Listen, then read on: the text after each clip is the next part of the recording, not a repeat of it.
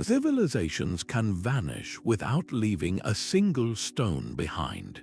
These legendary lost cities are history's greatest unsolved puzzles, places of immense power and culture that disappeared from the earth, leaving only whispers in ancient texts. From the golden streets of El Dorado to the sunken ruins of Atlantis, these fabled locations challenge everything we think we know about the past. By the end of our journey, you will know the 25 legendary cities archaeologists are still desperately searching for, and the compelling evidence that suggests they might be real. Was Atlantis a philosophical tale or a historical account of a drowned empire? What incredible city lured a famous explorer to vanish forever in the Amazon? We are about to explore the thin line between myth and reality. What forgotten world do you hope is still out there, waiting to be found? Plato's account of a mighty empire vanishing beneath the sea remains one of history's most tantalizing puzzles. He described Atlantis not as a mere town, but as a vast island nation, a sophisticated maritime power with concentric rings of water and land. Its people were master engineers and formidable warriors, blessed with immense wealth from exotic metals. According to the philosopher, this advanced society grew corrupt, its ambition turning to tyranny. As punishment from the gods, the entire island was swallowed by the ocean in one terrible day and night of fire and earthquakes, disappearing forever. This story was recorded in his dialogues Timaeus and Critias over 2,000 years ago, presented not as myth but as a true historical event passed down through generations. The proposed location was beyond the Pillars of Hercules, which many believed to be the Strait of Gibraltar, placing it out in the vast Atlantic Ocean. Its sudden, catastrophic end was a stark warning about the fragility of even the greatest civilizations. This vivid description has fueled an endless quest. Could such a place have truly existed? Some researchers point to the Minoan civilization on the Greek island of Santorini. Around the year 1600 BC, a volcanic eruption of unimaginable force devastated the island, causing parts of it to collapse into the sea and generating tsunamis that would have wiped out coastal cities. The scale and suddenness of this disaster mirror Plato's tale, suggesting the story of Atlantis could be a distorted memory of a real historical catastrophe. Other theories place the lost city in the marshes of southern Spain, the Sahara Desert, or even the Caribbean. Expeditions have scoured the seafloor with sonar and the landscape with satellite imagery, searching for any sign of those legendary concentric structures. Yet no definitive proof has ever been found.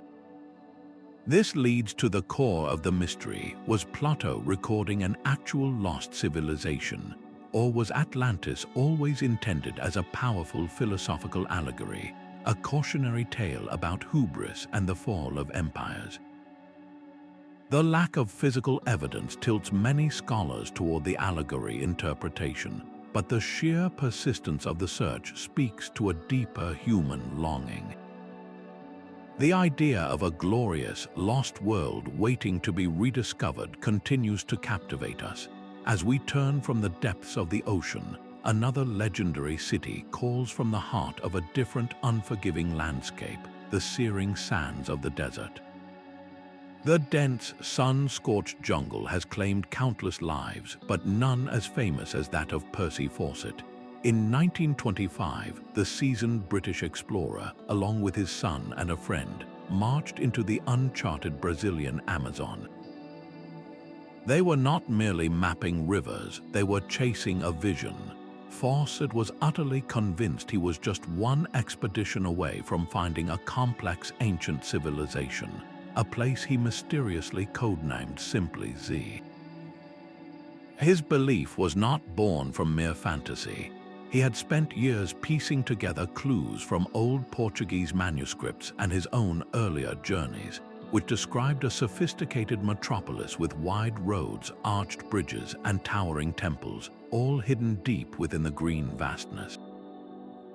This was not El Dorado, a city of gold, but something he considered far more significant, the remnant of a sophisticated, advanced prehistoric culture that would rewrite the history of the Americas. Then the jungle swallowed them whole. The Fawcett Party vanished without a single trace, creating one of the 20th century's most enduring exploration mysteries. What happened to them? The theories are as thick as the jungle vines. Did they fall victim to disease, starvation, or a hostile indigenous tribe? Or did Percy Fawcett, against all odds, actually find his lost city and choose to remain there, cutting all ties with the modern world? His disappearance ignited a frenzy. Dozens of rescue missions set out to find him, and many of those would-be rescuers also disappeared or died, adding to the lethal legend of the city of Z. For decades, the academic world dismissed Fawcett as a deluded fool chasing myths. The common belief was that the Amazon was simply too harsh an environment to support large, complex societies. But then, technology began to catch up with Fawcett's ambition.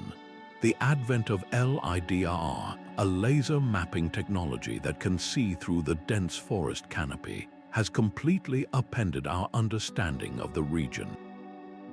From above, archaeologists have now identified the geometric shapes of vast, ancient settlements, complete with complex earthworks, elaborate road systems, and enormous ceremonial platforms. These discoveries confirm that sophisticated, large-scale societies did indeed flourish in the Amazon for centuries before European diseases and conquest arrived. The jungle was not a pristine wilderness but a managed, populated landscape. Researchers are now connecting these new findings, including mysterious geoglyphs, large designs etched into the earth, to the very descriptions Fawcett was following. While his specific city of Z remains undiscovered, the evidence now suggests he was fundamentally right. The real mystery is no longer if complex civilizations existed, but how many are still hidden, waiting for their stories to be told. The Amazon slowly yields its secrets, just as the shifting sands of another continent guard their own legendary metropolis. The same desert winds that erased the footprints of ancient caravans also guard the secret of a city punished for its pride. In the heart of the Arabian Peninsula lies the legend of Iram of the Pillars, a metropolis of unimaginable splendor said to have been built by a tribe known as the Akkad. Ancient texts describe a place of soaring towers and immense wealth, a hub for the trade of frankincense and myrrh. But its people grew arrogant, turning away from divine teachings, and for their sins, the entire city was erased from the earth. The Quran recounts that a terrible, roaring wind was sent against them for 7 nights and 8 days, burying Iram and its towering pillars beneath the sands until it was as if it had never existed. This was not a slow decay but a sudden, catastrophic entombment, a story that echoes across millennia. For generations, it was considered a powerful moral lesson, a myth with no physical form. Yet the whispers of Bedouin folklore gave this lost city another name, Ubar, the Atlantis of the sands, and insisted it was a real place. The search for it became an obsession for a handful of explorers who believed the stories were a distorted memory of a historical trading empire. The breakthrough seemed to come in the 1990s when a team using satellite imagery and ground-penetrating radar identified a promising site in the desolate, empty quarter of Oman. What they excavated appeared to be the remains of a major caravan fortress, complete with the foundations of large towers and artifacts from the incense trade. The most compelling piece of evidence was the city's apparent end. It seemed to have collapsed into a massive sinkhole after the limestone caverns beneath it gave way.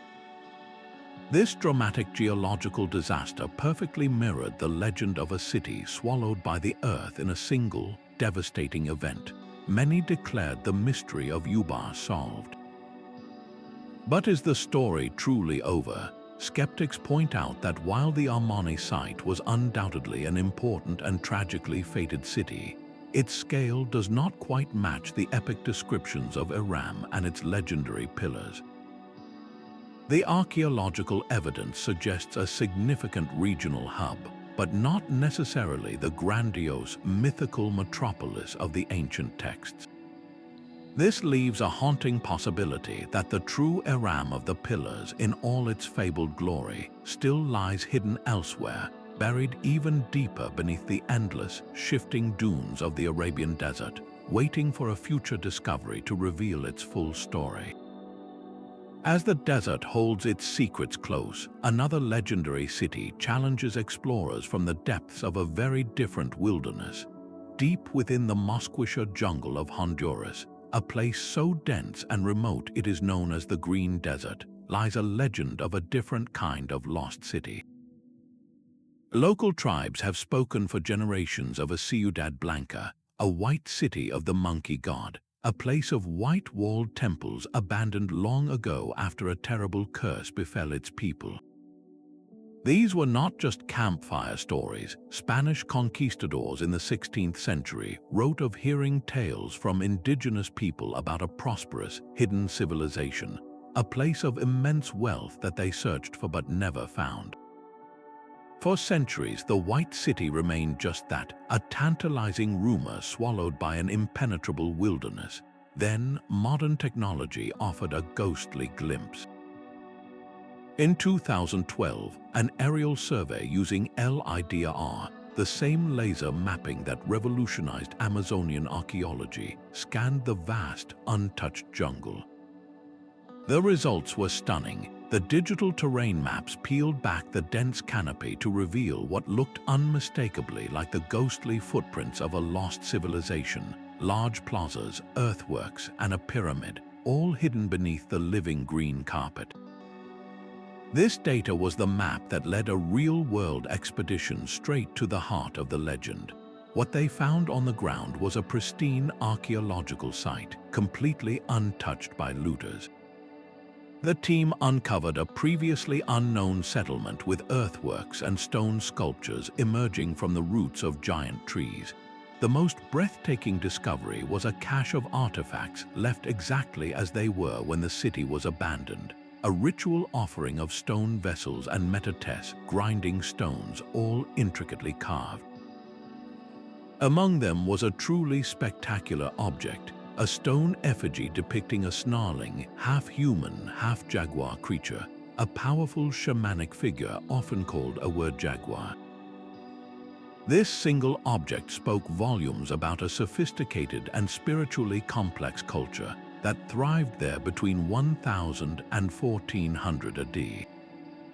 So, was this the legendary White City? The discovery is undoubtedly a monumental breakthrough, proving a complex society existed exactly where the legend said it would. Yet, many archaeologists now believe this site, while significant, is not the only one. They theorize that the legend of the White City might not refer to a single metropolis, but to an entire lost civilization, a network of cities that once dotted this region. The true Ciudad Blanca could still be out there, one of many secrets still guarded by the vast, silent jungles of Central America. These humid lowlands are not the only places hiding legendary settlements, as another fabled city calls from the impossibly high peaks of the Andes. High in the cloud-shrouded peaks of the Andes, the story of an empire's last breath is whispered on the wind. When the Spanish conquistadors shattered the Inca Empire, the royal court did not simply surrender, they vanished. Inca oral histories and Spanish chronicles tell of a mass exodus into the uncharted jungles east of the Andes, a desperate flight to a final sanctuary known as Paititi.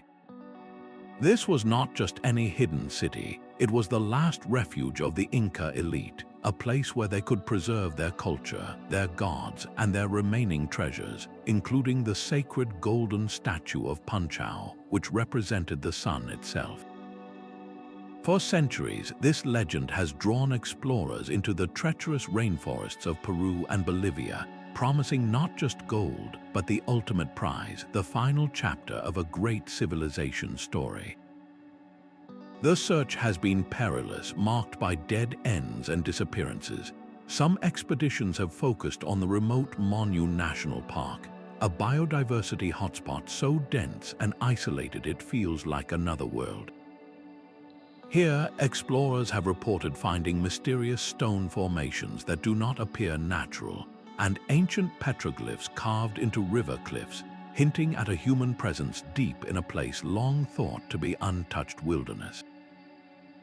These tantalizing clues suggest that someone was here, building something significant, but was it the legendary Paititi? In recent years, the hunt has intensified with the help of new technology. Archaeologists have uncovered actual Inca-style structures in the Peruvian Amazon, far from their known mountain heartland, proving the empire did expand into the jungle. Even more compelling, satellite imagery has revealed strange geometric patterns in some of the most remote areas on Earth, shapes that look suspiciously like the foundations of plazas or roads, all hidden beneath a thick green canopy. Yet, this creates the central puzzle for modern searchers. How do we distinguish between a simple Inca outpost, a small frontier settlement, and the fabled capital city described in the myths? The true Paititi was said to be a grand city, a new Cusco built in the jungle, a place of immense spiritual and political importance. Could these scattered ruins be the outskirts of something much larger, something still hidden in the most inaccessible terrain imaginable? The legend endures because it offers a powerful narrative of resilience, a hope that a culture managed to escape total destruction. This belief fuels the ongoing quest, a dream that somewhere in the vast, unexplored valleys, the last city of the Incas still waits, its secrets guarded by the jungle and time itself. From the lush mountains of South America, our journey now carries us across the ocean to the sun-baked plains of Africa, where a city of wisdom and gold once shone brighter than any other. Far from the humid jungles, a different kind of mirage taunts explorers from the heart of a sun-baked desert. The Kalahari, a vast expanse of red sand and scrubland in southern Africa, is the setting for one of exploration's most stubborn riddles. In the late 19th century, an American showman and adventurer named Guillermo Farini made an astonishing claim. After crossing the desert in 1885, he reported discovering the ruins of a magnificent stone city, rising from the sands as if from a dream. He described massive walls, the foundations of a great ark, and even ancient artifacts, suggesting a sophisticated, forgotten civilization had once flourished where only the desert now existed. He published a book complete with photographs and detailed maps, and the world was captivated. Here, it seemed, was tangible proof of a lost African metropolis. The hunt was on, yet every expedition that followed, armed with Farini's own accounts, returned empty-handed. The magnificent city had vanished back into the sands from which it had seemingly emerged. This relentless failure led to a compelling theory that Farini, a man used to crafting spectacles, had not found a city at all, but had been fooled by the desert itself. Geologists later identified a remarkable natural formation in the region, the Kalahari stone circles.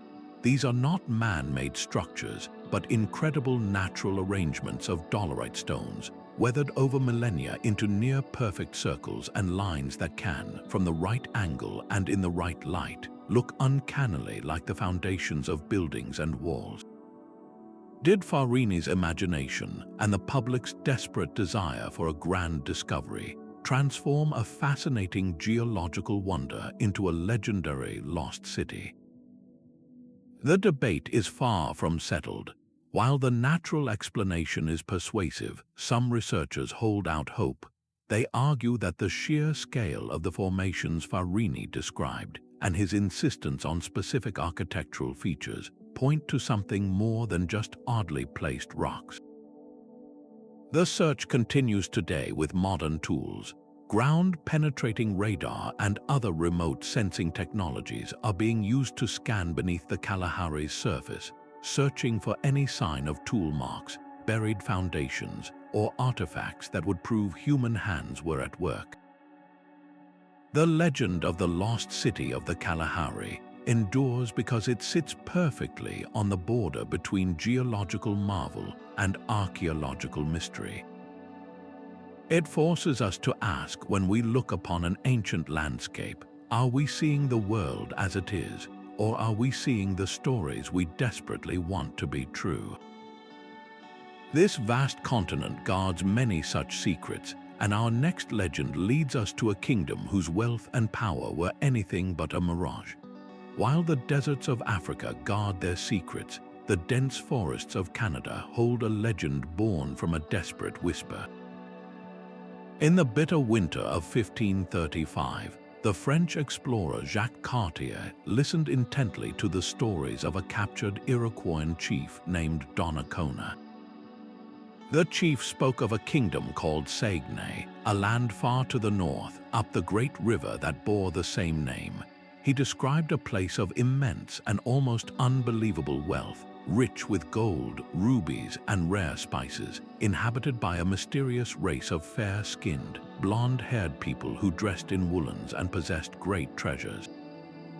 For Cartier, this was not just a campfire story. It was a potential empire waiting to be claimed, a new world version of the 7 cities of gold.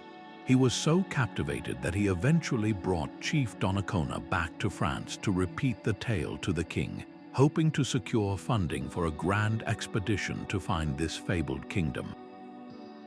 Tragically, Donnacona died in France without ever seeing his homeland again, and his story passed into legend. But what was the basis for this tantalizing account? Modern theorists have proposed a fascinating possibility. Could the Kingdom of Saguenay have been a distant, distorted memory of a Norse settlement? We know for a fact that Vikings led by Leif Erikson established a small colony at Elance Aux Meadows in Newfoundland around the year 1000. This proves that Europeans were in North America centuries before Columbus. Is it not plausible that their influence, or even small exploratory parties, traveled much further inland, perhaps via the St. Lawrence River? The Iroquoian description of fair-skinned people matches the Norse perfectly. The search for Saguenay has never truly ended. While no city of gold has been discovered in the Quebec wilderness, archaeologists continue to find unusual artifacts that defy easy explanation, from potential Norse-style tools to enigmatic stone structures that do not fit with known indigenous building practices. The vast, largely unexplored territory of the Canadian Shield, a sprawling landscape of ancient rock, lakes, and boreal forest, could easily conceal the remnants of a small, transient settlement. The enduring mystery of Saguenay is a poignant reminder of how easily fact and fiction can intertwine across a cultural divide. Was it a real Viking outpost, a native myth misconstrued by eager Europeans, or a bit of both? The legend persists, a ghost of a kingdom that may have existed only in a story told for survival, yet it continues to compel us to look deeper into the shadowy corners of the map. From the cold rivers of North America, we now sail to the warm, blue waters of the Mediterranean, in search of a city whose name is synonymous with power and luxury. The sea does not always keep its secrets forever. In the winter of 373 BC, the powerful Greek city of Helike was utterly erased in a single night. A violent earthquake struck the region, and immediately afterward, a colossal tsunami from the Gulf of Corinth rushed in, dragging the entire city and its inhabitants beneath the waves. For the ancient Greeks, this was not a random natural disaster, it was divine punishment. Helike had angered Poseidon, the god of the sea, and his wrath was absolute. The city, a prominent and wealthy member of the Achaean League, was known for its devotion to Poseidon, yet it was completely destroyed by the very element it worshipped. For centuries after, writers like Strabo and Pausanias recorded that the bronze statue of Poseidon himself could still be seen standing on the seafloor, a ghostly sentinel marking the tomb of his own city, a chilling warning to sailors for generations. This persistent story fueled a modern quest that lasted for decades. Where was the lost city of Helike? Archaeologists scoured the coastline, but the landscape had changed dramatically over 2 millennia, with silt from rivers burying the ruins ever deeper.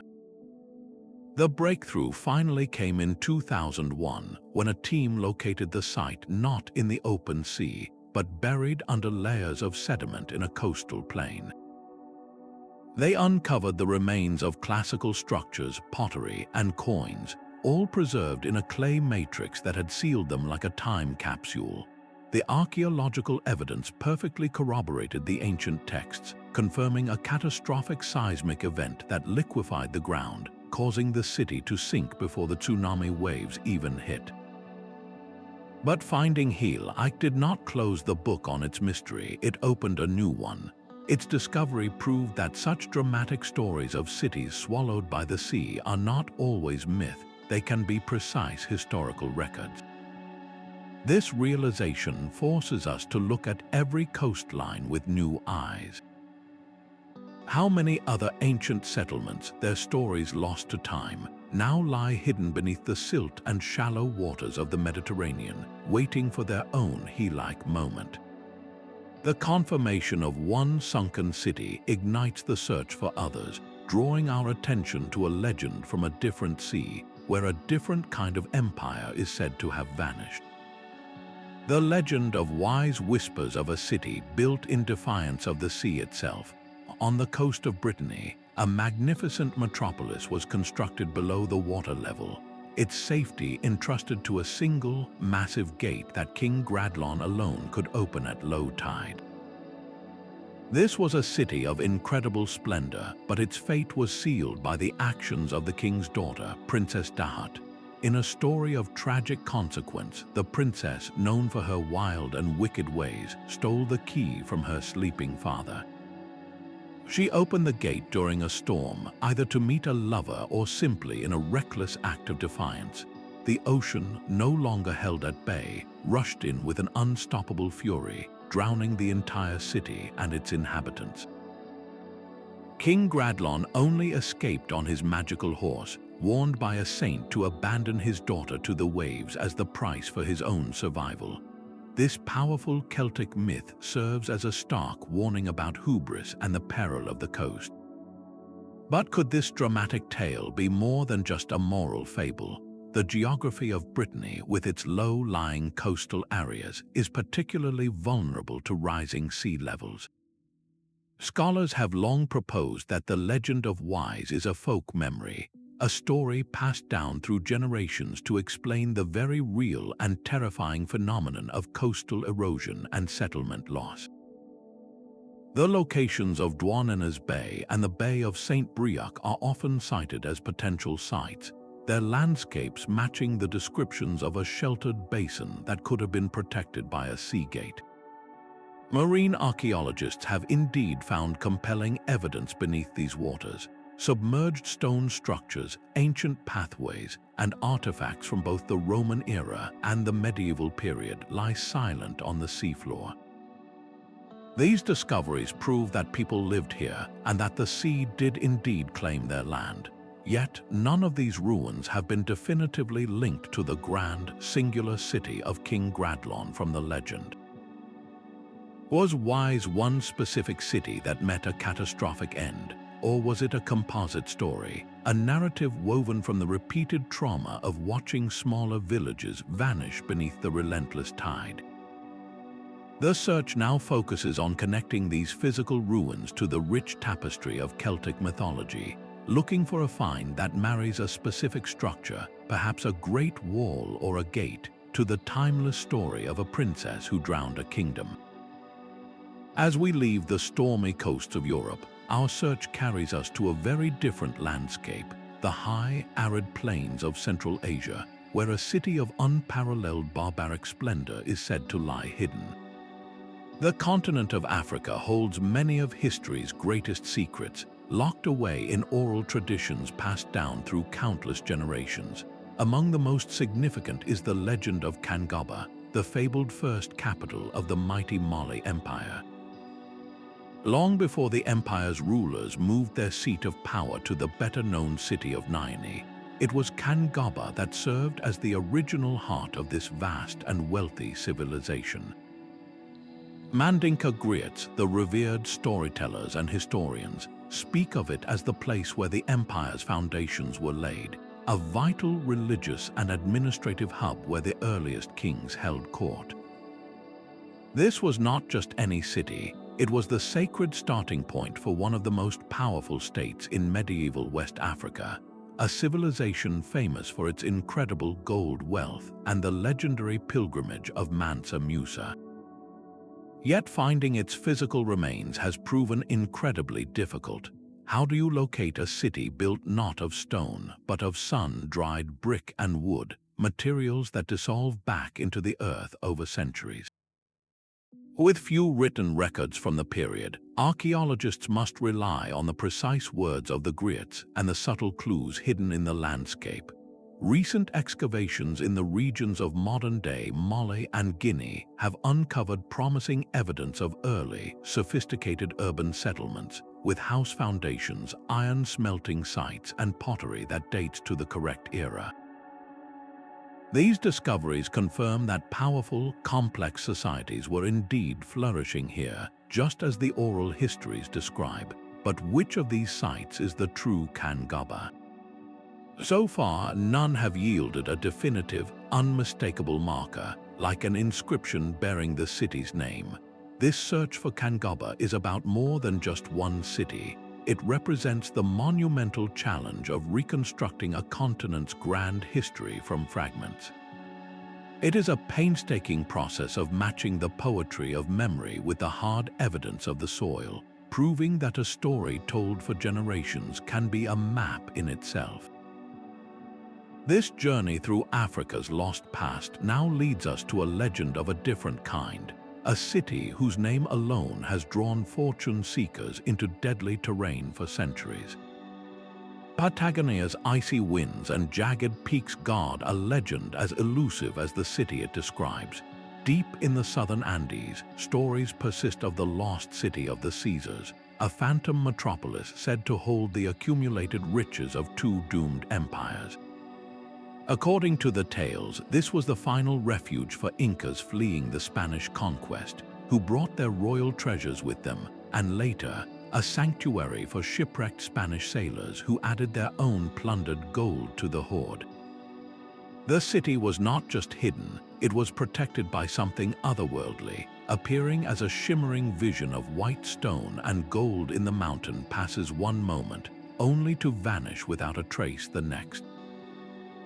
This earned it its other names, the Wandering City, or the Enchanted City of Patagonia, a place that seemed to exist just beyond the edge of reality. For over 2 centuries, this legend drove men to attempt the impossible. Throughout the 19th and early 20th centuries, a wave of expeditions, often funded by desperate investors or led by obsessive adventurers, plunged into the unforgiving wilderness. They faced blizzards, impassable rivers, and sheer isolation. Most returned with nothing but frostbite and broken spirits, but a few brought back baffling accounts that only deepened the mystery. They spoke of finding strange, isolated stone structures that resembled primitive fortresses, or of glimpsing distant, geometric shapes on mountain ridges that looked nothing like natural rock formations. Were these the fleeting glimpses of the wandering city, or merely the tricks of a sun-struck, exhausted mind staring into a vast and empty landscape? Modern researchers now view the legend not as a single lost city, but as a powerful fusion of stories. It seems to weave together genuine indigenous accounts of remote Inca refuges with the desperate hopes of European explorers who carried their own folklore of hidden, wealthy kingdoms. The dramatic and often bizarre geological features of Patagonia provided the perfect canvas for this myth. Strange light phenomena, towering rock spires that look like castle ruins from a distance, and massive glaciers that creak and shift could easily be interpreted by a hopeful traveler as the supernatural defenses of a magical city. The sheer scale of the search area, a wilderness spanning thousands of square miles, means that even with satellite imagery, the truth remains buried under ice and rock. The real treasure of the lost city of the Caesars may not be gold, but the enduring human need to believe that somewhere in the wildest corners of the world, magic and history still intertwine. This same yearning for a lost empire now draws our gaze to the vast, open grasslands of Asia, where the trail of another legendary capital has grown cold. Beneath the tranquil surface of Russia's Lake Svetloyar lies a legend of divine protection and national identity. When the Mongol hordes of Batu Khan swept across the land in the 13th century, their path led them to a city unlike any other, the holy city of Kitezh.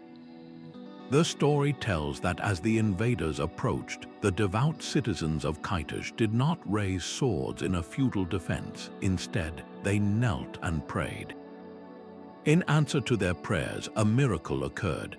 God shrouded the entire city, causing it to vanish from sight before the Mongols' eyes, and then caused the waters of the lake to rise, engulfing the metropolis and preserving its sanctity forever from the unholy invaders.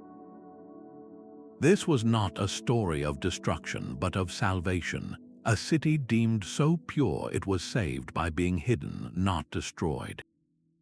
In Russian Orthodox tradition, Kitezh remains a living spiritual presence, a city invisible to those without faith, but whose church bells can still be heard ringing mysteriously from the depths during holy festivals, a haunting reminder of the paradise that lies just out of sight. This powerful narrative has naturally drawn scientific inquiry. Expeditions have plunged into the lake's dark waters with sonar and diving equipment, searching for any trace of the fabled walls and domes. Their scans have revealed unusual, angular formations on the lake bed, shapes that stand out starkly against the smooth silt. Some researchers point to these anomalies as potential evidence of man-made structures, perhaps the foundations of a medieval settlement. However, the scientific consensus leans toward a more earthly explanation, suggesting these are likely natural geological formations, the result of ancient tectonic shifts and the peculiar way certain types of rock fracture. For most archaeologists, the lack of definitive artifacts like pottery or tools confirms that the formations are not the ruins of a great city. Yet, the legend of Kitezh is far more resilient than any single scientific finding. It endures because it fulfills a profound human need, transforming a historical trauma, the brutal Mongol invasion, into a story of ultimate spiritual victory. It speaks of a place where faith literally created a sanctuary, a concept that resonates deeply in the national consciousness. The real Kitezh may not be a physical city waiting to be dredged from a lake, but a powerful cultural memory, a symbol of a homeland that can never truly be conquered. As we leave the misty shores of this Russian lake, our search moves to a much harsher and drier climate, where an entire civilization was erased by the desert itself. The shifting sands of the Arabian desert guard the memory of a city punished for its sins. This was Ubar, a magnificent hub of the frankincense trade, known to history as the Atlantis of the Sands. Ancient texts, including the Quran, speak of Aram of the Pillars, a place of soaring towers and immense wealth whose people grew arrogant. For their wickedness, a roaring wind was sent for 7 nights and 8 days, utterly burying the city until it was as if it had never existed. This powerful moral tale was long considered pure myth until modern technology offered a startling clue. In the 1980s, satellite imagery scanned the desolate, empty quarter of Oman, revealing a ghostly network of ancient caravan tracks. Like spokes on a wheel, these trails all converged on a single, specific point in the desert, a place called Shizr. Archaeologists rushed to the site, and their excavations uncovered the remains of a formidable fortress, complete with massive walls and towers, dating from as early as 1000 BC to as late as 1000 AD. The most compelling evidence was the city's dramatic end.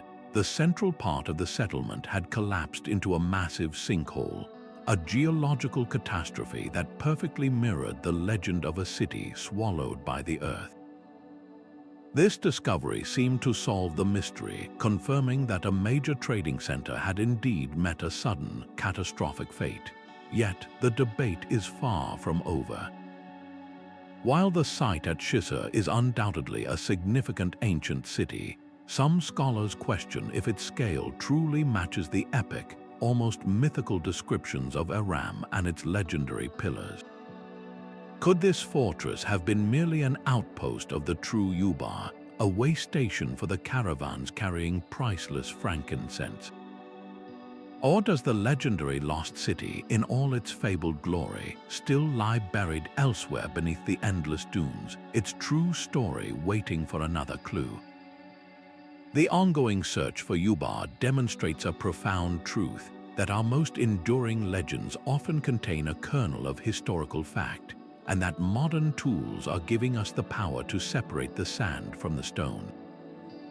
This journey from the deserts of Arabia now leads us into the lush, monsoon-soaked jungles of Southeast Asia, in pursuit of a kingdom that vanished without a trace. The jungles of Cambodia have long guarded the origins of an empire, while the magnificent temples of Angkor Wat stand as a testament to Khmer power. The story of where this civilization began was missing a crucial first chapter. That chapter was Mahendraparvata, a name found on ancient inscriptions describing an 8th century holy city established on the sacred Phnom Kulen mountain. For generations, its precise location was a scholarly ghost, a place everyone knew had existed, but which the dense, mountainous terrain refused to yield. Then, in 2012, technology once again peeled back the layers of time. Archaeologists mounted LIDAR scanners on helicopters and flew over the seemingly impenetrable canopy. What the laser mapping revealed was nothing short of revolutionary, the ghostly grid of an entire city spread across the mountain. This was not just a single temple complex, but a sprawling urban network with temples, roads, canals, and city blocks, all laid out in a sophisticated plan. The discovery confirmed that Mahendraparvata was the true early capital of the Khmer Empire, predating Angkor Wat by several centuries. But the LIDAR data told another, more cautionary tale. The city's infrastructure showed evidence of a sudden and dramatic environmental collapse. The very canals and reservoirs the Khmer built to manage water on the mountaintop may have led to severe deforestation and soil erosion, making the area unsustainable for a large population. It appears the people of Mahendraparvata were forced to abandon their mountain capital and move to the plains below, where they would apply their hard-won knowledge to build the even grander, more resilient city of Angkor. This discovery rewrites our understanding of the Khmer Empire's rise, showing it was a process of adaptation and learning from past mistakes. It proves that even in a region as thoroughly studied as Angkor, a foundational city can remain hidden for over 1,000 years, waiting for the right moment to reveal the secrets of its birth and its fall. From the humid cradle of the Khmer Empire, our search for lost cities turns to the stark, arid beauty of the American Southwest, where a different kind of mystery is carved into the cliffs. The promise of gold led men to march across a continent, only to find a truth they could not understand. In 1541, the Spanish conquistador Francisco Vázquez de Coronado stood on the vast American plains, utterly convinced he was just days away from one of history's greatest discoveries. His guide, a man the Spanish called the Turk, had spun tales of Quivira, a fabulously wealthy civilization to the east where ordinary people ate from golden plates and their leader napped under a tree hung with tiny golden bells that sang in the wind. This was the dream that had pulled Coronado's massive expedition all the way from Mexico, a desperate hunger for the next Tenochtitlan, another empire of unimaginable riches to conquer. After months of arduous travel, they finally reached the place we now call Kansas. But instead of a city of stone and gold, Coronado found only the Wichita people, living in their sophisticated but earth-bound villages of conical grass houses. There was no gold, no towering stone architecture, only a thriving, self-sufficient culture that saw no value in the metal the Spanish craved. In a fit of bitter rage, Coronado accused the Turk of deliberate deception and had him executed, a tragic end for the man whose stories had set this colossal failure in motion. So what had the Turk actually been describing? The mystery of Quivira is a profound clash of worldviews. Some historians believe he was not lying, but was instead recounting, through the lens of his own culture, knowledge of vast trade networks that stretched all the way to the advanced civilizations of Mesoamerica. A piece of obsidian from Mexico found in a Kansas village, or a story of a far-off city where buildings were made of stone, could have been magnified and distorted in translation, both linguistic and cultural. Other theories suggest he was a brilliant strategist, deliberately leading the Spanish on a wild goose chase across hundreds of miles of empty prairie to exhaust them and protect his own people from their destructive greed. Archaeological work in the region has uncovered the remains of numerous indigenous settlements, complex societies that were deeply connected through trade. But none hold the golden treasures of the legend. Quivira was never a physical place waiting to be found, but rather a phantom born from European desire, a mirage of expectation projected onto a landscape they could not comprehend. It stands as a permanent monument to the tragic misunderstandings of first contact, where a story told in one world became a fatal obsession in another. This collision of myth and reality on the American plains finds a strange and ancient echo far across the sea, in the shimmering waters of the Mediterranean. The world's first empire had a capital that now exists only in clay and whispers. This was the city of Akkad, founded by the legendary King Sargon around 2300 BC. From this single, powerful administrative center, the Akkadian Empire stretched its influence across the entire Fertile Crescent, from the Persian Gulf to the shores of the Mediterranean Sea. It was the heart of a revolutionary new form of political organization, a place from which laws, trade, and military power radiated outward, unifying a vast and diverse region under one rule for the very first time. Ancient texts praise its splendor and its pivotal role in history, placing it strategically on the Euphrates River, a hub for the entire known world. Yet, if you were to travel to that region today, you would find no grand ruins, no signposts marking its location. The city has vanished so completely that we are not even sure where to look. How does the capital of the planet's inaugural empire simply disappear? The answer lies in the very landscape that gave it life, Over 4,000 years, the courses of the Tigris and Euphrates rivers have shifted dramatically. What was once a fertile plain supporting a mighty capital could have become a barren, forgotten backwater as the waters moved elsewhere. Furthermore, the primary building materials in ancient Mesopotamia were mud, brick, and reeds. Unlike the stone monuments of Egypt or Greece, these materials are biodegradable. When a city like Akkad was abandoned, its sun-dried bricks simply melted back into the earth with the annual rains, leaving behind little more than subtle, almost invisible mounds in the flat terrain. Generations of subsequent settlement have then built directly on top of these mounds, layering new cities over the old, further burying the first empire's capital under millennia of debris. The search has therefore become a colossal puzzle. Archaeologists have proposed numerous potential sites along the ancient river courses, scrutinizing every promising tell or settlement mound in central Iraq. In recent years, the hunt has gone high-tech. Satellite imagery and advanced geomagnetic surveys are scanning the earth around modern Baghdad, revealing the ghostly outlines of buried structures and ancient water channels invisible from the ground. These technological eyes are identifying sites that match the textual descriptions of Akkad's grandeur and strategic position. Each potential location offers a flicker of hope, a chance that one of those unassuming mounds might conceal the melted brick foundations of Sargon's palace. Finding Akkad would be more than just locating a dot on a map. It would be touching the very origin point of empire itself, recovering the physical home of a political idea that would shape human history forever. As we leave the dusty plains of Mesopotamia, a very different legendary city calls from across the Atlantic, a name synonymous with pirate treasure and tropical mystery.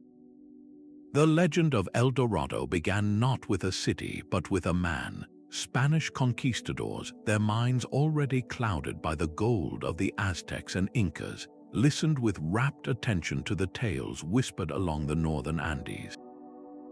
They heard of a ceremony among the Muisca people where a new chief, or Zipa, was anointed as ruler. His body would be entirely covered in a fine, shimmering gold dust, transforming him into a living sun god. He would then be carried out on a ceremonial raft to the center of the sacred lake Guatavita, where he would dive into the dark waters, washing the gold from his body as an offering to the gods. This was the original El Dorado, the gilded one, but in the retelling through the filter of desperate European greed, the single, glittering man was transfigured. He became a city, then an entire empire paved with gold, hidden somewhere in the vast, uncharted interior of South America. The quest for this phantom metropolis became an obsession that would span centuries and cost countless lives. Expeditions led by men like Gonzalo Pizarro and Sir Walter Raleigh plunged into the jungles of Colombia, Venezuela, and the Guianas, driven by a feverish dream. They faced impassable swamps, hostile tribes, starvation, and disease, all for a prize that was never there.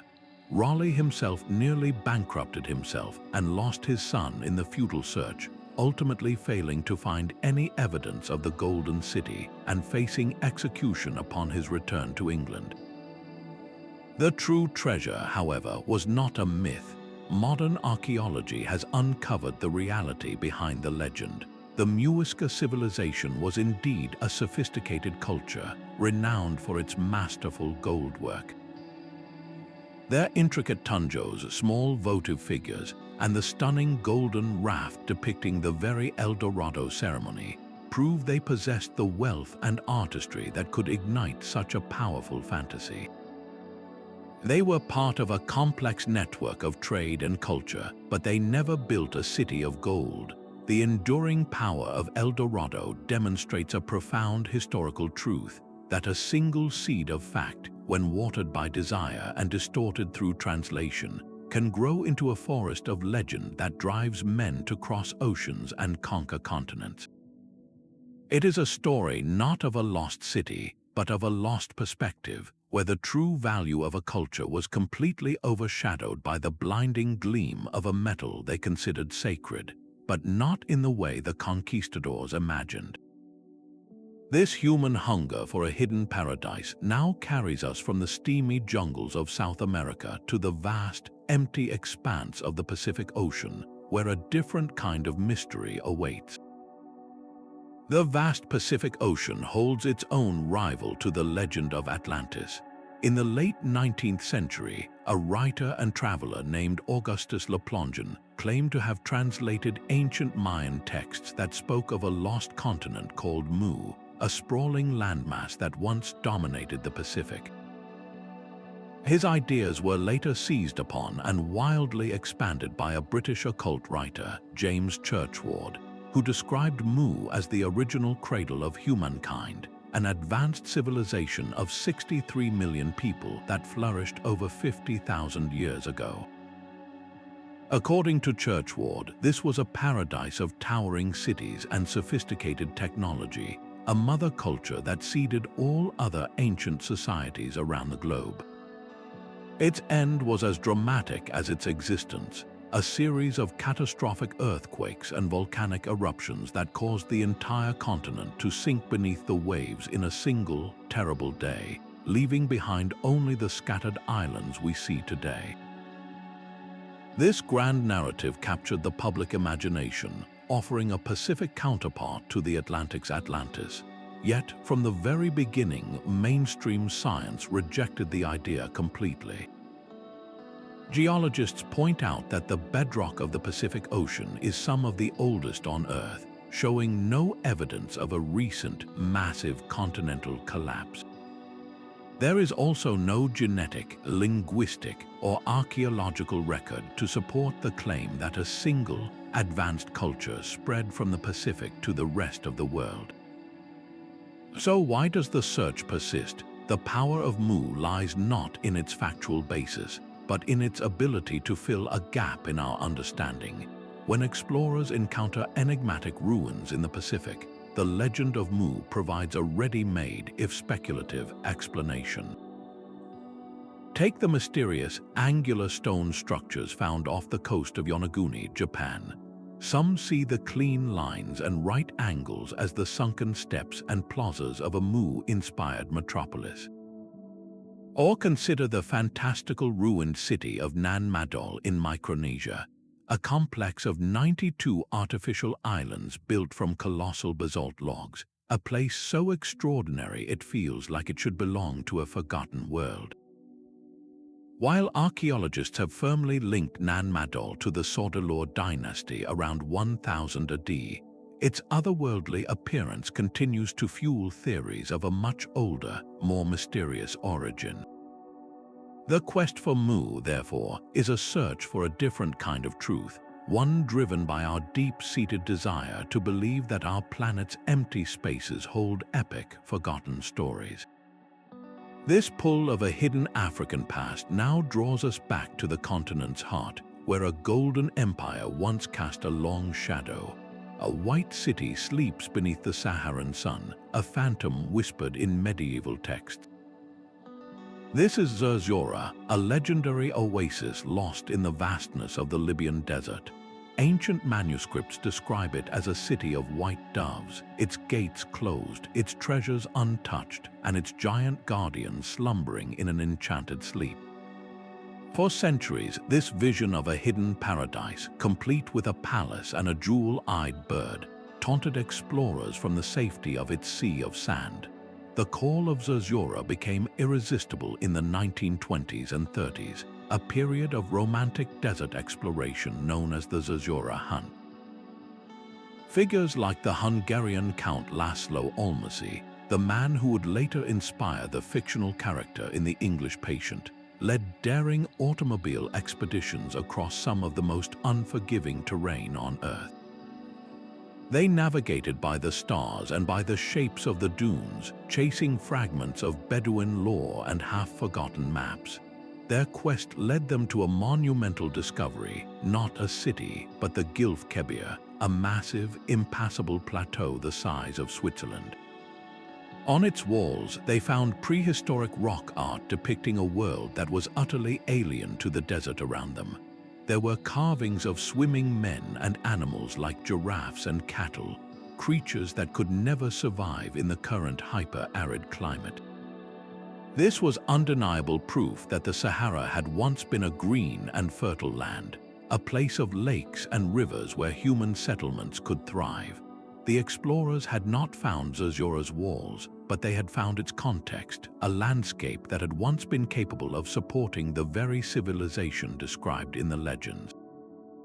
The question then shifted: was Zerzura a single, specific city, or was it a collective memory of a greener past, a story born from a time when countless oasis communities dotted a now-vanished world?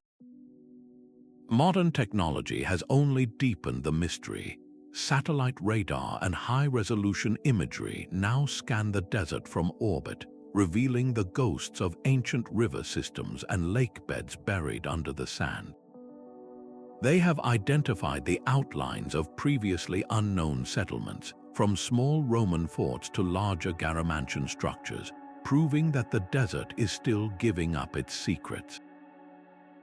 Each new, faint geometric shape spotted from space could be a way station, a village, or perhaps something more.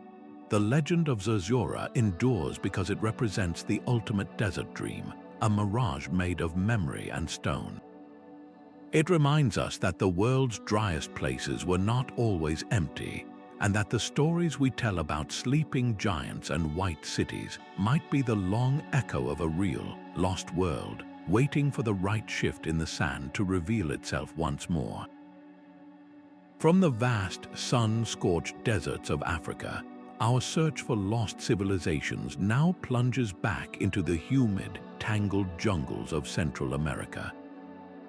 The dense jungle can hide more than just forgotten ruins. It can conceal a final, defiant stand. For nearly 200 years after the Spanish conquest swept through the Maya world, one city remained free. This was Kitezh, the last independent Maya kingdom, a vibrant center of culture and resistance perched on an island in the middle of Guatemala's Lake Paititi. While other great cities like Tikal and Calakmul had long since fallen, the people of Kitezh continued their ancient traditions, worshipping in their own temples and living under their own rulers, a stubborn island of sovereignty in a sea of colonial control. Historical records describe a city with impressive stone structures, bustling plazas, and a population fiercely dedicated to preserving their way of life against an unstoppable tide. That final chapter closed in 1697, when a massive Spanish force finally breached the island's natural defenses. The conquest was swift and absolute, and the victors, determined to erase this symbol of Maya resilience, systematically dismantled the city. They tore down its pyramids and palaces, building their own colonial town directly on top of the ruins, literally burying the last capital of a free Maya people. This deliberate act of cultural destruction is what makes the search for Kitezh so uniquely challenging. We are not looking for a city that was simply abandoned to the jungle, but for one that was actively taken apart, its stones repurposed and its history scattered. The general location is no mystery. The modern town of Flores now occupies that same island. So how do you find a city that was built over? Archaeologists have turned to the waters that once protected it. Underwater surveys of Lake Paititi have yielded a treasure trove of artifacts, perfectly preserved in the lake's mud, ceremonial offerings of incense burners, exquisite jade pieces, and ritual vessels that were cast into the water centuries ago. These objects are silent testimonies to the spiritual life that flourished here. On land, ground-penetrating radar and careful excavations between modern buildings have begun to reveal the ghosts of Kitezh's past, the foundations of ancient walls and platforms hiding just beneath the surface. Each discovery is a piece of a puzzle, helping to map the true extent of this legendary stronghold. The quest for Kitezh is a poignant reminder that some lost cities are not missing, but are buried under the weight of history itself, waiting for us to listen to the whispers from beneath the soil and the water. This story of a city deliberately erased finds a powerful echo far away in the deserts of the Middle East, where another biblical metropolis was said to have been wiped from the earth by divine judgment. The name Goliath echoes through history as a symbol of giant power, yet the city he called home simply vanished. Gath was one of the 5 great capital cities of the Philistines, a major political and military hub that features prominently in the biblical narratives of David and Samson. For centuries, its location was a complete mystery, a legendary name on a map with no physical anchor. Then, archaeologists turned their attention to a prominent mound in Israel known as Tel Es-Safi. The excavations there have been nothing short of revolutionary, revealing the skeleton of a powerful and sophisticated Philistine metropolis. They uncovered colossal fortifications, including a massive gate and city walls that speak of immense wealth and military might. They found temples and evidence of a distinct culture, along with a pottery shard bearing a name strikingly similar to Goliath, a rare and tantalizing linguistic link to the giant of legend. Most compellingly, the archaeological record shows a clear layer of catastrophic destruction from the 9th century BC, evidence of a violent conquest and a great fire that aligns perfectly with the biblical account of the city's downfall at the hands of the Aramean king Hazael. The evidence is so convincing that most scholars now confidently identify Tel Es-Safi as the lost city of Gath. But is the story truly complete?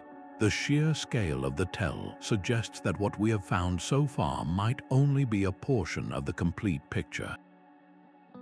Could the main royal complex or other key districts of this legendary city still lie undiscovered in the surrounding valleys, buried under centuries of silt and debris? The ongoing work at the site demonstrates a profound truth that the tales preserved in ancient texts are often more than just stories. They are memories of real places, waiting for a trowel and a careful hand to bring them back into the light. This tangible connection to a biblical giant now compels us to cross the Atlantic once more, to the high Andes where a different kind of legendary refuge is said to be hidden. While the Spanish tightened their grip on the old Inca capital, a new kingdom rose from the misty jungles. This was Vilcabamba, the secret capital of the Neo-Inca state, a final bastion where the last Inca emperors held out against the conquistadors for more than 3 decades. Far from a simple hideout, it was a functioning city of temples, palaces, and terraced farms, a deliberate attempt to preserve the heart of their civilization in the most inaccessible terrain imaginable. The search for its true location became a quest to find the end of the Inca story. The famous explorer Hiram Bingham, the very man who brought Machu Picchu to the world's attention, thought he had found it at a site called Espiritu Pampa. He discovered ruins there but famously dismissed them as too insignificant to be the legendary lost capital, a misjudgment that would haunt explorers for years. It was only later that other archaeologists returned to Espiritu Pampa and realized Bingham had been wrong. The site was not small at all, but vast, its true scale hidden by the relentless jungle growth. They uncovered not just a few buildings, but the remains of a major settlement with large plazas, residential compounds, and evidence of Spanish-style roof tiles that pointed to a period of contact and conflict. This was strong evidence for the real Vilcabamba. Yet, the mystery did not simply end there. Ongoing archaeological work in the region suggests that Vilcabamba was not a single, isolated city, but the heart of a network of allied settlements scattered throughout the valleys. Each new discovery of a terrace system, a ceremonial platform, or a hidden fortress adds another piece to the map of this last Inca redoubt. The challenge is a profound one. How do you match the dramatic historical accounts of a jungle capital with the silent, crumbling stones being slowly reclaimed by the roots? Finding Vilcabamba means untangling the final chapter of an empire, a story of resilience that was written not in stone, but in the desperate will to survive. This search for a city defined by a heroic last stand finds a strange parallel in a legend from the very dawn of Western literature, a city whose walls were built by gods. A city founded by the survivors of a legendary war rose from the ashes of defeat. This was Tenya, a settlement born not from kings but from prisoners. Ancient Greek texts told of Trojan captives brought back after the fall of Troy, who were granted land in the Peloponnese to build their own community. Through sheer will and strategic genius, they transformed their grim origins into a story of remarkable success. Tenya's location placed it perfectly on the critical trade routes running between the powerful cities of Corinth and Mycenae. It grew quietly wealthy, a prosperous hub that minted its own coins and thrived for centuries, all while being a living monument to the most famous conflict of the ancient world, the Trojan War. For a long time, Tenya was just another name on a scroll, a place scholars knew of but could not point to on a map. Then, in 2018, systematic archaeology delivered a stunning confirmation. After years of survey work and careful excavation in the area of modern Chiliomodi, a team led by Elena Korka announced they had found it. The earth gave up the city's bones, the foundations of well-built houses, a complex network of roads, and richly furnished tombs. The artifacts told a clear story, pottery from the geometric period through the Roman era, and exquisite jewelry that spoke of substantial wealth and sophisticated craftsmanship. Here was tangible proof that the Trojan survivors' city was not a myth but a historical reality. Yet, the discovery of Tenya answers one question while raising many others. We now know it existed, but what was daily life like in this city built by exiles?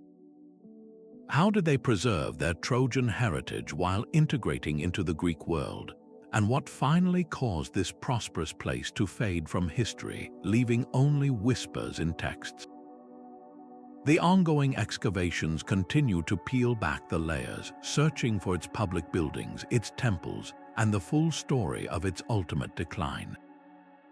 Tenya stands as a powerful reminder that some of the greatest discoveries are not of cities we invented, but of those we simply forgot, waiting for the right combination of textual clues and determined digging to bring them back into the light. From this confirmation of a Greek legend, our search turns to another city from ancient texts, one whose name evokes divine judgment and a rain of fire. For a city synonymous with divine punishment, finding its physical footprint seems an impossible task.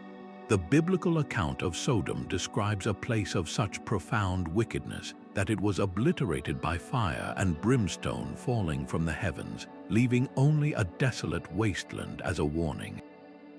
For generations, this story was treated as pure allegory, a powerful moral lesson with no basis in historical fact. The search for it became a quest to bridge the chasm between scripture and science, to see if a city destroyed by God could leave evidence in the soil.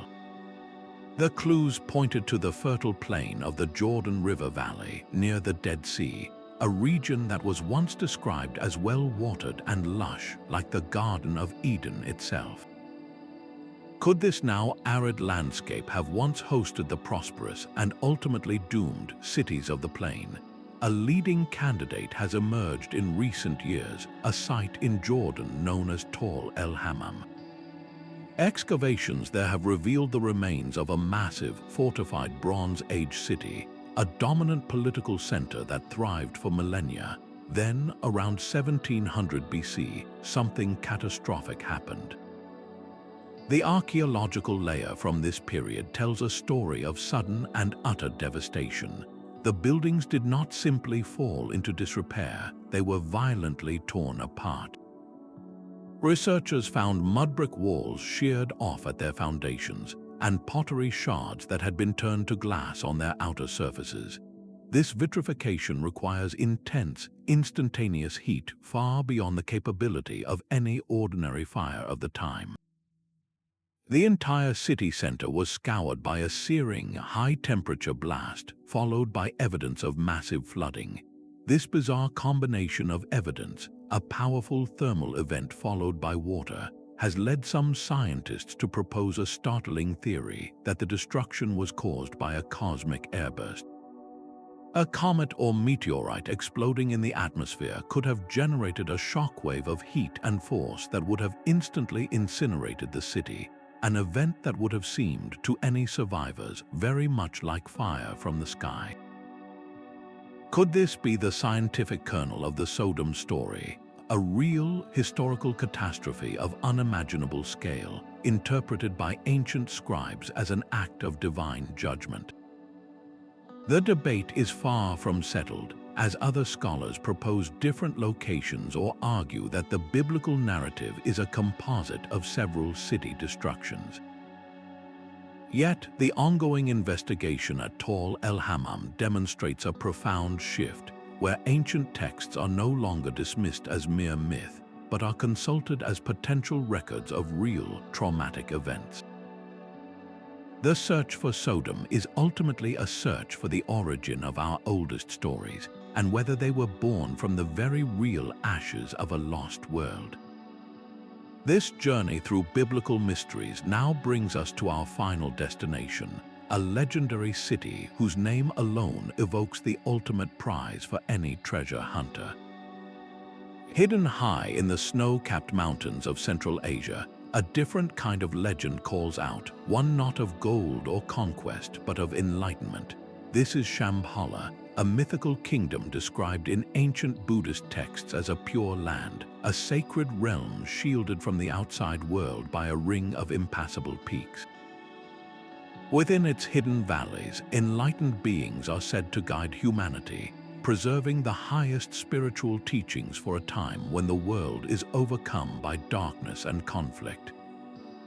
It is a prophecy as much as a place, a promised land that will one day reveal itself to aid humanity in its ultimate struggle. This vision has drawn explorers for centuries, from mystics to military men, all hoping to find a physical path to this spiritual paradise. Expeditions have scoured the Himalayas and the deserts of Mongolia, searching for any valley that matches the cryptic geographical descriptions in the ancient Kalachakra texts. Some theories point to the real historical Silk Road oasis of Cotton, a once great center of Buddhist learning that was absorbed by the desert, its spiritual prominence perhaps transforming into legend over time. Others suggest Shambhala could be a collective memory of the earliest, most isolated Buddhist monastic universities, places so remote and focused on inner knowledge that they seemed like a separate, enlightened world to outsiders. The search itself reveals a profound truth about human exploration. The quest for Shambhala is not really about finding stone walls and paved streets. It is about the journey toward an ideal. It represents how a powerful spiritual concept can compel real-world journeys across impossible terrain, turning faith into a map and legend into a destination. While a physical city of Shambhala is unlikely to be unearthed by archaeologists, its symbolic power is undiminished. It endures as a cultural vessel, preserving values of peace, wisdom, and resilience across countless generations. Having journeyed from the ocean floor to the highest peaks, exploring these 25 legendary cities, a common thread emerges to bind them all. They are not merely dots on a forgotten map. They are powerful reflections of our deepest human drives. The golden mirage of El Dorado mirrors our thirst for wealth, while the sunken paradise of Atlantis speaks to our fear of catastrophic loss. The scholarly halls of Akkad represent our quest for origins, and the spiritual sanctuary of Shambhala embodies our hope for transcendence. These lost cities live on because they are empty canvases onto which we project our greatest ambitions, our deepest anxieties, and our most enduring questions. They challenge us to look at a blank space on the map and ask not just what was once there, but what we truly hope to find. These legendary cities, scattered across continents and millennia, are bound by powerful, recurring threads. At their core, so many are stories of abundance and its perils. The gleaming streets of El Dorado, the sophisticated rings of Atlantis, and the immense wealth of Aram all speak to a deep human fascination with civilizations that reached a zenith of material and technological achievement. Yet this wealth is almost always their undoing, a cautionary tale where hubris leads to a sudden, catastrophic fall. Whether punished by gods, nature, or their own flaws, these cities vanish as a moral lesson, a universal narrative about the consequences of overreaching ambition. The geography of these legends is no coincidence. They are consistently placed in the world's most impenetrable and hostile environments. The deep jungle, the shifting desert, and the crushing ocean depths are natural barriers that have historically defied exploration. These landscapes act as perfect preservers of mystery, places where a city could logically remain hidden for centuries, feeding our imagination with the possibility that something grand is still waiting, just beyond our reach.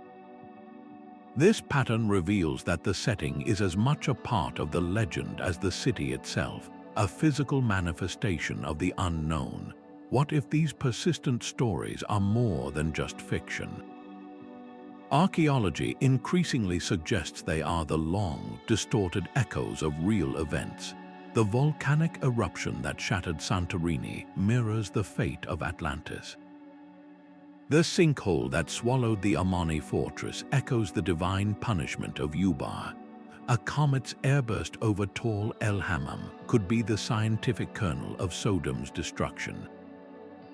These legends appear to be ancient coping mechanisms, a way for our ancestors to make sense of incomprehensible disasters, transforming traumatic historical facts into powerful, memorable myths that carry warnings and wisdom across generations. Ultimately, the undying appeal of these lost cities taps into the very essence of human nature. They satisfy our innate curiosity about the past and our deep-seated desire for a world still full of secrets. They represent the ultimate treasure hunt, a promise that history is not yet fully written and that grand discoveries still await. We are drawn to these empty spaces on the map because they allow us to project our own hopes, fears, and dreams onto the blank canvas of the unknown. The search continues not just for stones and artifacts, but for the answers to who we are and what we might have lost. The silent stones of these lost cities are now whispering to us through technology. Archaeologists no longer rely solely on shovels and luck. They wield an arsenal of digital tools that peel back layers of earth and time without ever breaking the ground. LIDAR, for example, is a laser mapping system mounted on planes or drones. It fires millions of light pulses at the landscape, and by measuring their return, it can create a precise three-dimensional map of the terrain below, effectively seeing through the densest jungle canopy to reveal the ghostly footprints of ancient roads, plazas, and pyramids. This is how the lost city of Mahendraparvata was found in Cambodia, and how vast networks of Amazonian settlements were confirmed. From orbit, satellites scan the planet's surface with cameras so sensitive they can detect minute variations in soil moisture and plant health. A buried stone wall will affect how plants grow above it, creating a faint but detectable pattern invisible to the human eye, a spectral signature of a city waiting to be noticed. On the ground, tools like ground-penetrating radar send electromagnetic pulses into the earth, painting a picture of what lies beneath by reading the echoes that bounce back from buried walls and cavities. Magnetometry measures tiny disturbances in the Earth's magnetic field caused by buried hearths, kilns, or even filled in ditches, while electrical resistivity surveys map the subsurface by measuring how easily electric current flows through the soil, revealing differences between solid stone and empty pits. These methods act like a medical CT scan for an entire landscape, diagnosing the presence of hidden structures and allowing archaeologists to know exactly where to dig, preserving fragile sites from unnecessary disturbance. The search extends beneath the waves, where advanced side-scan sonar creates detailed images of the seafloor, and remotely operated vehicles, or ROVs, act as the eyes and hands of researchers in deep, treacherous waters, investigating potential sunken ruins like those off the coast of Yonaguni. Beyond the hardware, a quieter revolution is happening in the laboratory. Scientists can now analyze ancient DNA from skeletal remains to trace migration patterns and uncover family relationships within a lost population. Isotopic studies of teeth and bones reveal what a person ate and where they sourced their water, providing clues about their birthplace and how far they may have traveled, effectively reconstructing the life stories of individuals from a vanished city. Yet perhaps the most powerful tool is not technological but collaborative. There is a growing and respectful partnership between archaeologists and indigenous communities. For generations, these communities have been the keepers of oral histories, songs, and stories that contain precise geographical and historical knowledge. A local elder's story about a sacred hill or a forgotten spring can be the key that unlocks a decades-long search, turning a vague legend into a specific set of coordinates. This fusion of cutting-edge science with ancient wisdom is transforming the quest for lost cities from a romantic adventure into a precise scientific investigation. The mythical is becoming tangible, and the greatest mysteries of our past may not remain mysteries for much longer. These 25 legendary cities are more than just a list. They are a testament to our endless fascination with the blank spaces on the map. From sunken metropolises to jungle-hidden capitals, these persistent stories remind us that history is a living, breathing narrative, far from completely written. The very act of searching for these phantom places has, in itself, reshaped our world. It has driven explorers across uncharted oceans, through lethal deserts, and into the heart of impenetrable rainforests. This relentless quest has forced the advancement of archaeology itself, pushing scientists to develop incredible technologies like LIDAR and satellite radar, all in an effort to see what the human eye cannot. In doing so, the hunt for legend has repeatedly expanded our understanding of ancient civilizations, proving that the grandest myths often contain a kernel of historical truth.